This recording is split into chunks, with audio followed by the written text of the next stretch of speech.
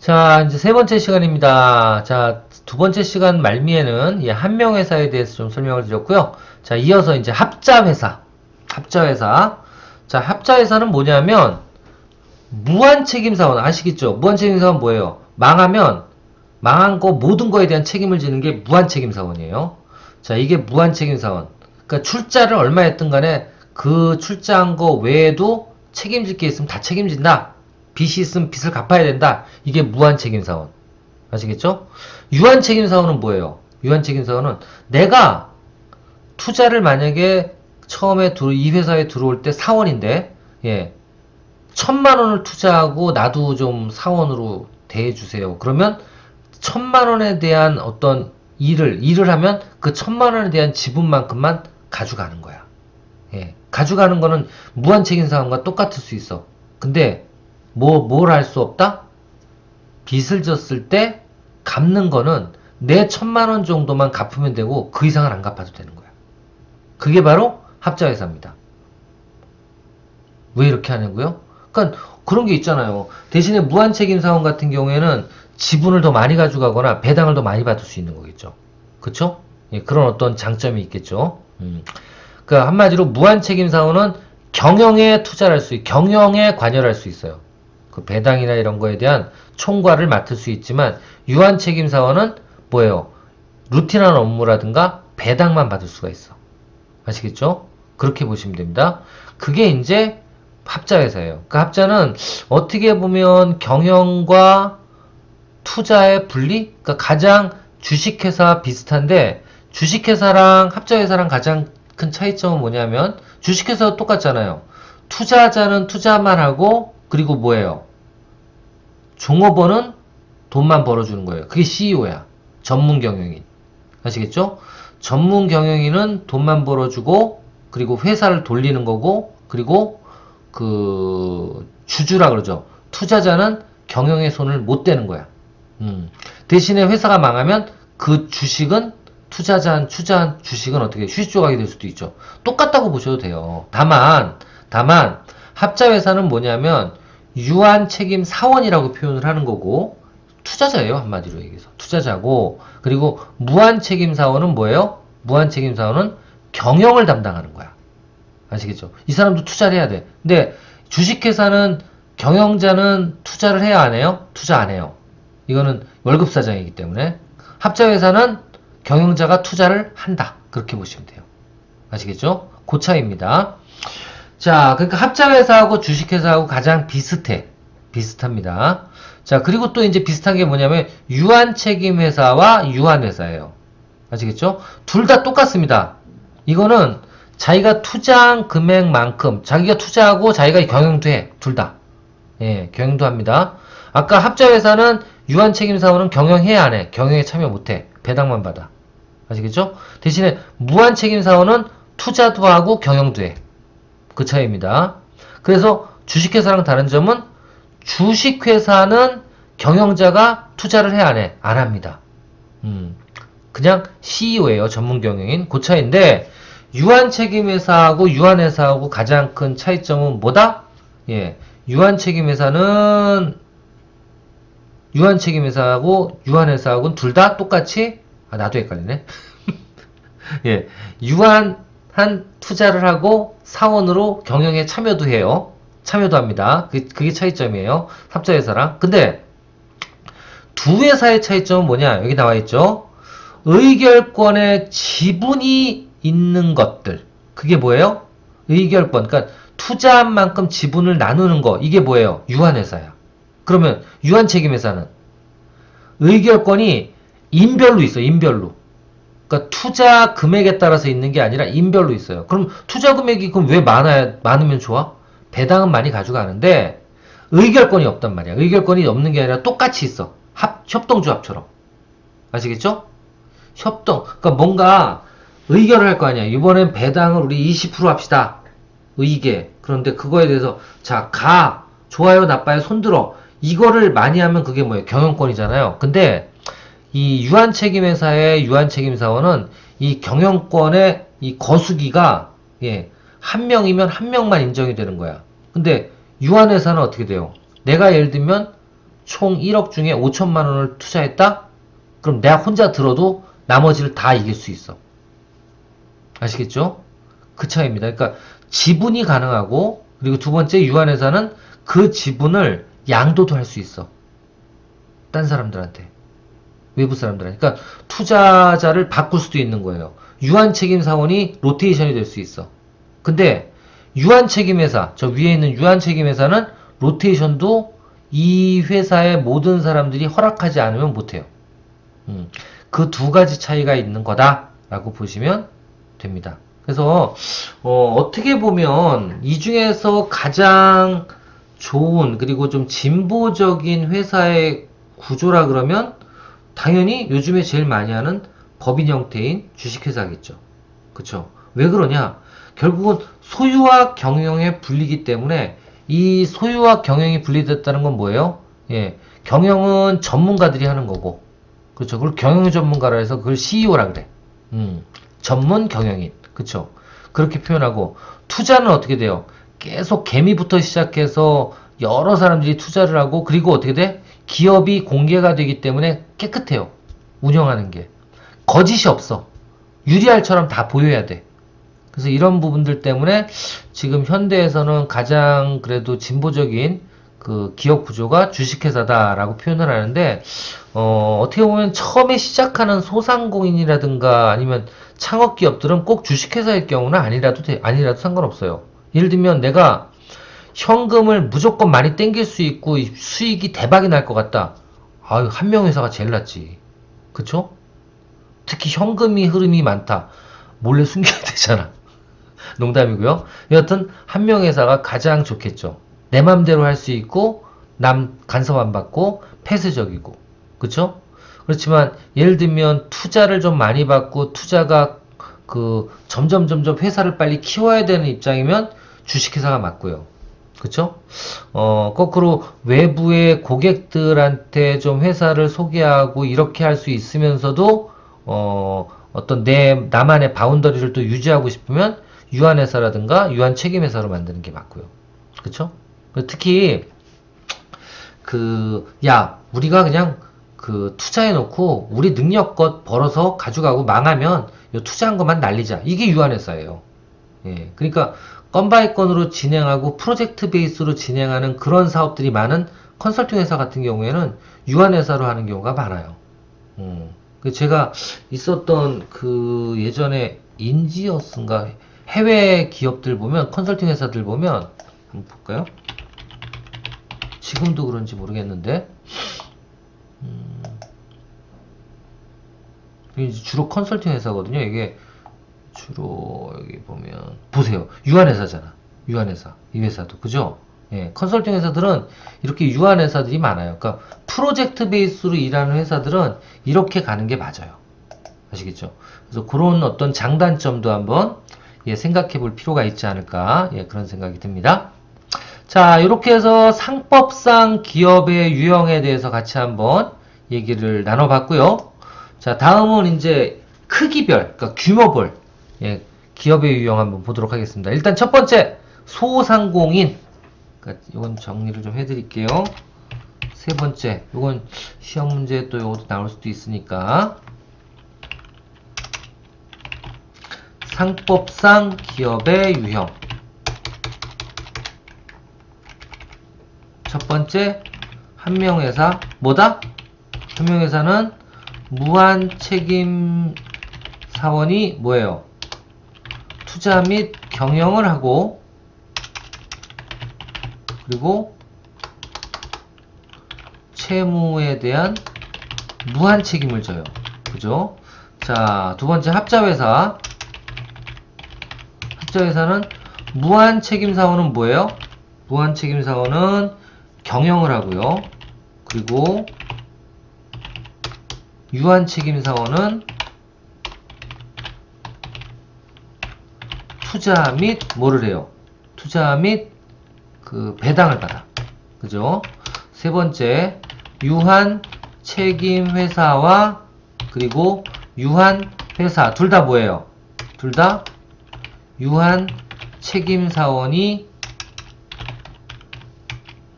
경영을 하고, 그리고 채무에 대해 유한 책임만 져. 자, 네 번째 주식회사. 주식회사는 뭐예요? 주식회사는 대신 차이점은 뭐다? 두 개가 차이점은 의결권과 그리고 양도 가능성이 다르다. 아시겠죠? 그 얘기예요. 자, 그 다음에 주식회사. 주식회사는 뭐예요? 주주는 투자만 하고, 그죠? 그 다음, 전문가나 아니면 직원이 경영만 하는데 투자는 안 할 수도 있고 할 수도 있는 거야. 주주가 될 수도 있고 안 할 수도 있고요. 투자 뭐라고 표현할까요?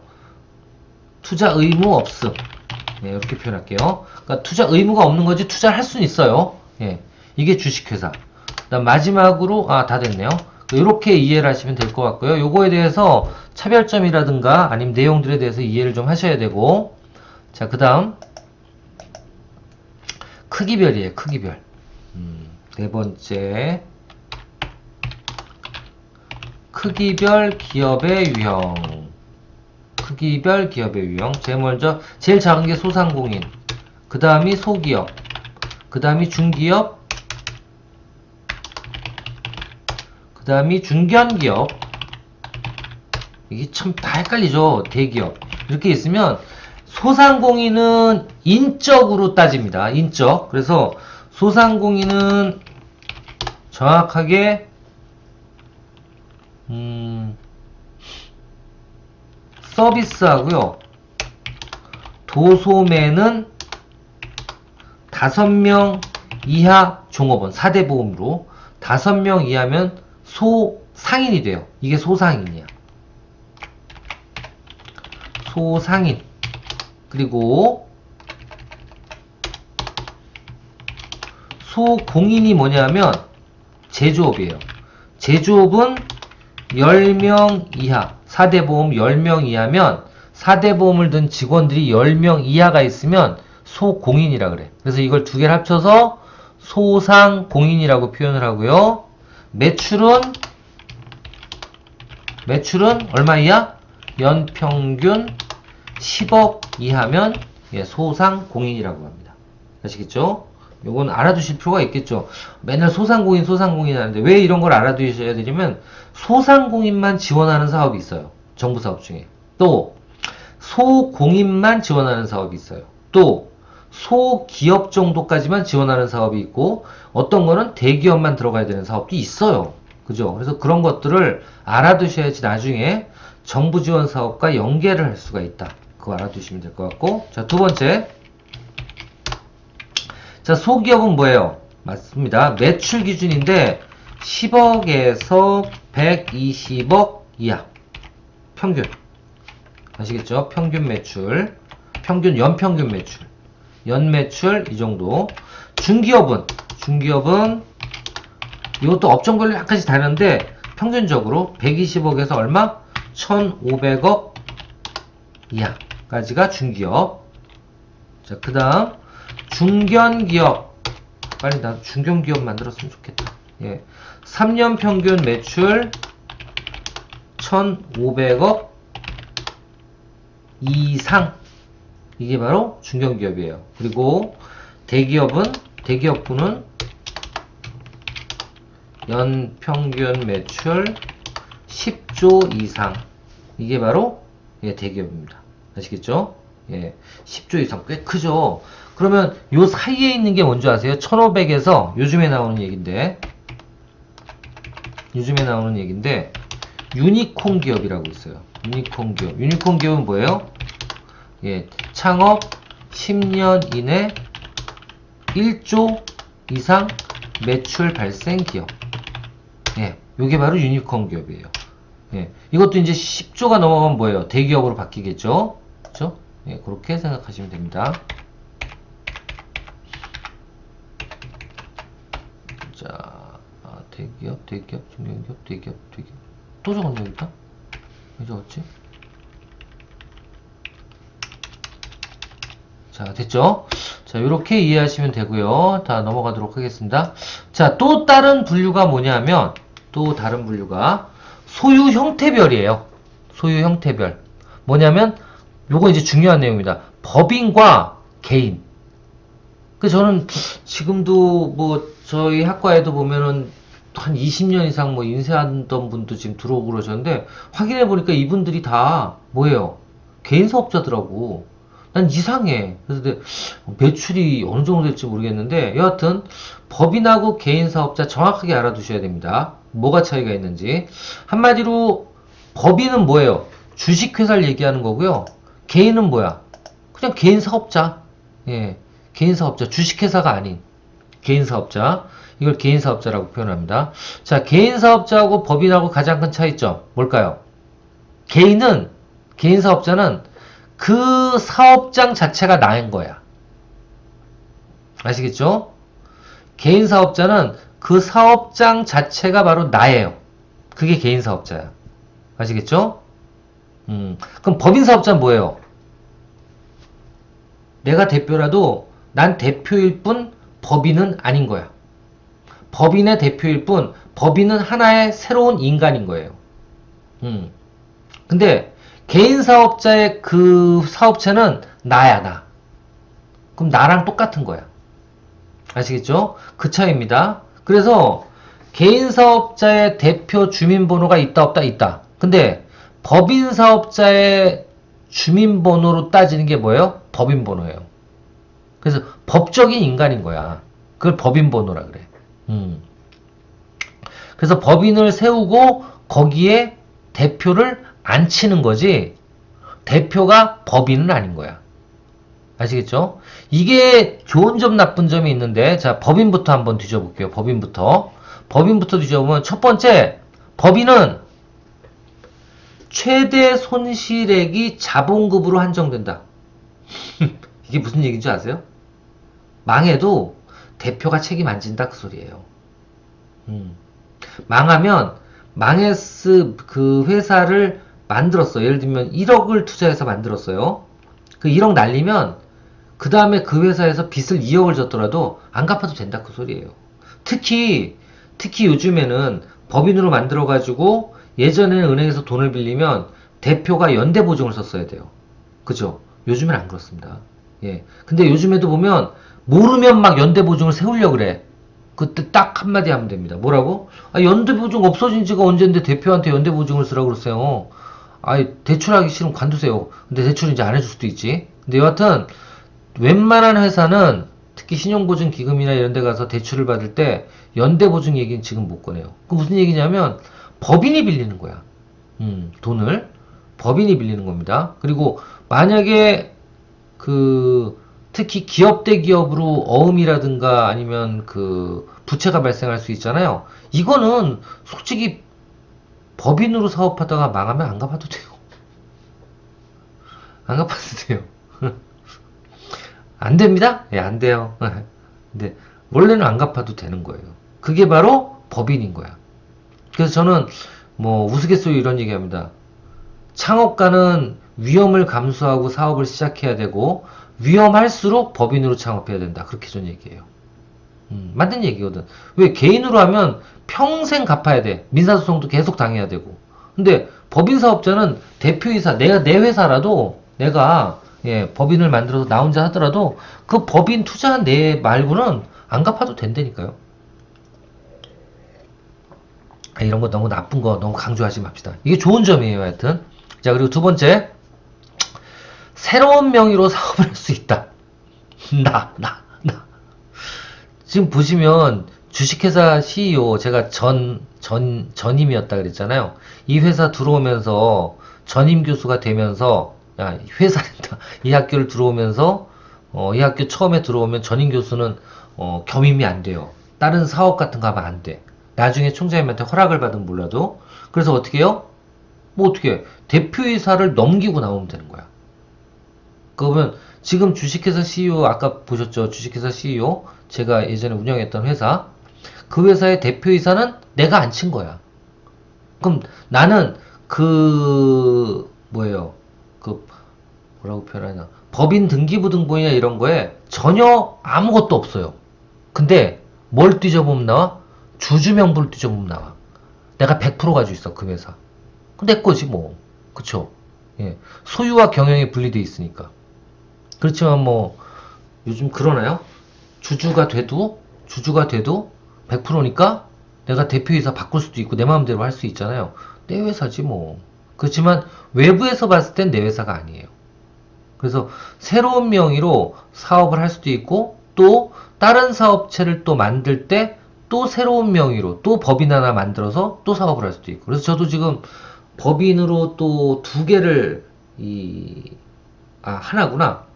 하나는 개인 사업자고 하나는 또 작년에 정부 지원 사업을 받기 위해서 법인을 하나 또 설립을 했고 총장님한테 승인을 받았어요.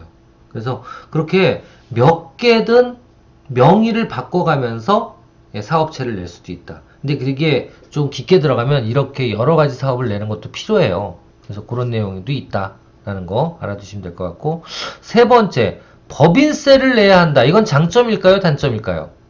법인세를 내야 된다. 개인 사업자는 뭘 내요? 개인 사업자는 종합소득세를 냅니다. 대신에. 자, 종합소득세와 법인세의 가장 큰 차이점 뭘까요? 세율이에요. 세율. 세율입니다. 종합소득세는 얼마다? 종합소득세는 자, 한번 볼게요. 과표 구간을 한번 볼게요.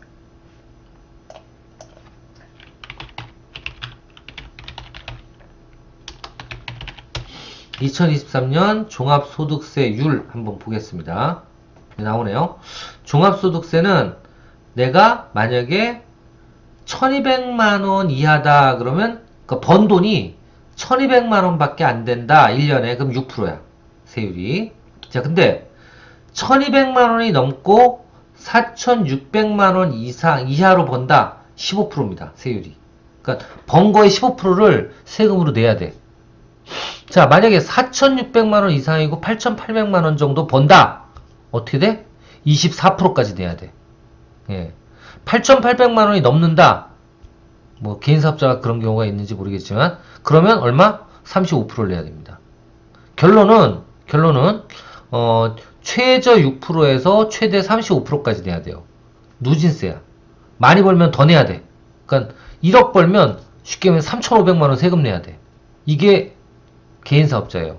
법인은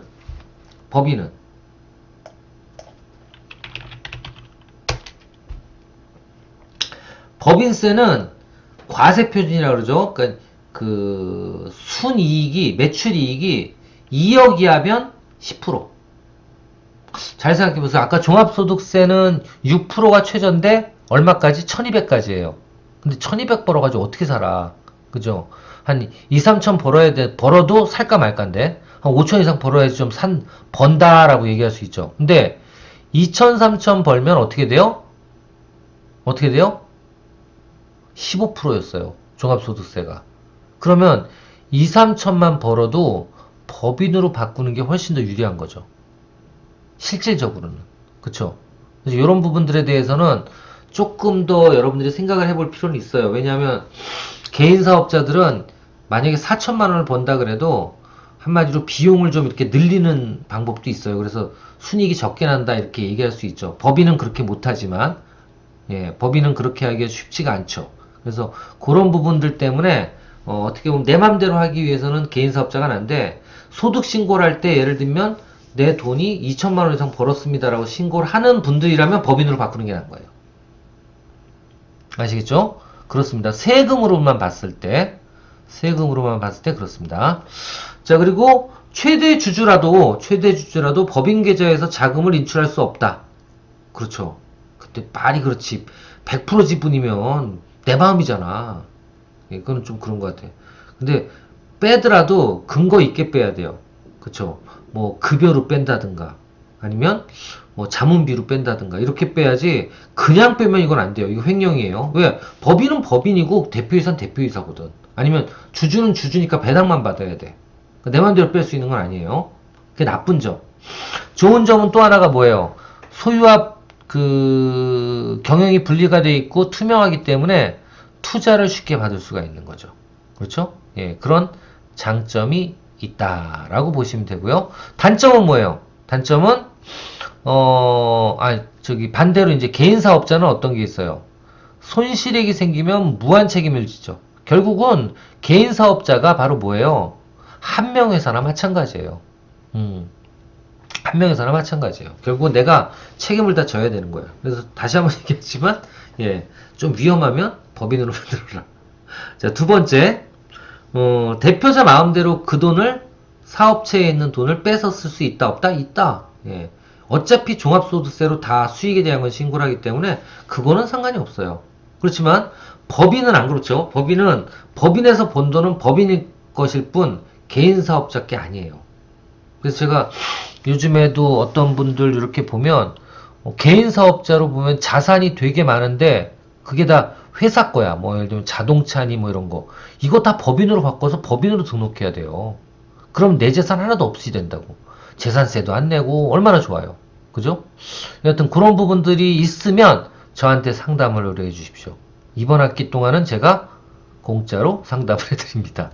자, 그 다음, 개인 사업자의 어떻게 보면, 이거는 참 어떻게 보면 빈익빈 부익부인데, 예, 간이과세자, 예, 간이과세자 혜택을 누릴 수가 있죠. 이거는 뭐냐면, 너무 조금 버니까 세금을 안 떼어도 돼, 안 가져갈게, 이렇게 봐주는 거나 마찬가지예요. 그래서 세금을 거의 안 낼 수 있는 혜택을 있는데, 요거는 매출 대비 4,800만 원이 넘어가면 자동으로 일반으로 바뀌기 때문에 연매출 안 됩니다.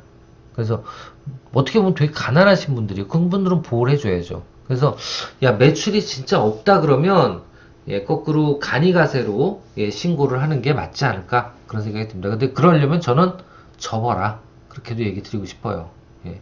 벌지도 못할 거 접어야지 무슨 간이가세자야. 그건 아닌 것 같아요. 아시겠죠? 자, 그래서 요런 예외는 있어요. 예를 들면 원가도 하나도 안 들어가는데 한 달에 한 몇백만 원씩 돈이 들어온다. 이거 간이가세예요. 그러니까 예를 들면 4,800만 원 돈이 들어오면 100% 이게 내 수익이 될 수 있는 사업이다. 간이가세로 가는 게 맞아. 원가가 없으면. 그렇게 생각하시면 됩니다. 그래서 그런 것도 한번 생각을 해보시고 자, 그 다음에 투자를 쉽게 받을 수 있다 없다? 폐쇄적이잖아요. 그리고 내 맘대로 하는 건데 누가 여기다 투자를 하겠어요. 이런 거는 좀 어렵다. 그래서 만약에 회사를 위험하지만 막 내 건 아니지만 키우고 싶다 그러면 법인이 맞는 거고 투자를 받기 위해서 예, 어떤 수익이 계속 나고 현금이 계속 돌아가는 알짜배기다. 그러면 개인 사업자가 맞는 거죠. 그렇죠? 대신에 개인 사업자는 뭘 받을 수 있어요? 우리나라만 있는 권리금을 받을 수가 있죠. 그렇죠? 권리금. 제 생각엔 이 권리금 같은 경우에는 이건 양도소득세도 없기 때문에 진짜 타짜들은 개인 사업자 같은 경우에 그러니까 지금 자영업 같은 경우에는 저는 이 권리 장사를 하시는 분들이 남는 진짜 사업을 할 줄 아시는 분들이에요. 왜? 언제 어떻게 바뀔지 모르거든요. 외부 환경이. 그래서 이익이 남고 누가 돈을 수익으로 내주겠다. 예. 내 사업의 성과에 대해서 어떤 가치를 인정해주겠다. 그게 권리금이거든. 이 권리금은 근데 양도소득세 같이 소득세도 안 내요. 이거 내가 보기엔 법의 허점이에요. 근데 이거를 왜 안 고치, 알면서도 안 고치는 것 같기도 한데, 여하튼, 왜냐면 잘못하면 이 자영업 이 생태계가 뿌리채 뽑힐 수도 있거든. 그래서 지금 손을 안 대는 것 같기도 한데 여하튼 이런 상황이라면 저는 소상공인들은 이 권리금을 진짜 받을 수 있는 방법으로 장사를 하시고 빨리빨리 엑싯을 시키는 것도 엑싯이라는 건 뭐냐면 투자비를 회수해서 내가 또다시 장사를 하는 거예요. 이런 방법으로 가실 필요가 있지 않을까 예, 그런 생각이 듭니다. 자 이렇게 해서 제가 장표를 넘어갔는데 남기고 지금 끝내야 될 것 같은데 시간 때문에 저는 시간은 정확하게 지켜드립니다. 예, 조금이라도 늦게 안 끝내요. 정확하게 지켜드릴 텐데 여하튼 이 부분은 2주차 때 성공하는 기업의 특성부터 해서 다시 설명을 드릴 거고요. 자 이번 주에는 여러분들하고 같이 우리 과정을 어떻게 진행할 건지 그 부분하고 그리고 평가 방법 그리고 더 나아가서는 기업의 정의 그리고 기업의 유형 그리고 마지막으로 예, 법인과 그리고 개인 사업자의 차이. 그래서 여러 가지 형태별 예, 기업의 유형에 대해서 그리고 특징에 대해서 장단점에 대해서 예, 설명을 드렸습니다. 자, 하여튼 1주차 여러분들 고생 많이 하셨고요. 이런 방법으로 여러분들하고 같이 예, 15주간, 정확하게 14주간 예, 강의를 진행해 드릴 거고요. 여러분들도 서두에 말씀드렸지만 저한테 힘을 예, 실어주시기 위해서는 지금처럼 이렇게 토론할 게 있으면 예, 우리 여기에 이곳에다가 예, 토론 주제도 제가 하나 올려놨어요. 요거를 한 줄씩이라도 뭐 끝말잇기처럼 예, 댓글에다가 좀 달아주시면 기업의 정의, 기업은 땡땡땡땡이다 라고 한번 표현을 해봐 주시면 좋지 않을까 싶습니다. 저에게 힘을 실어 주세요. 아시겠죠? 자, 이렇게 해서 우리 기업가 정신 예, 온라인 100% 강의 예, 1주차 강의는 여기서 마치도록 하겠습니다. 여러분들 하여튼 건강 유의하시고요. 또 다음 주에 밝은 모습으로 뵙기를 기원하겠습니다. 여러분들 수고 많이 하셨습니다. 감사합니다.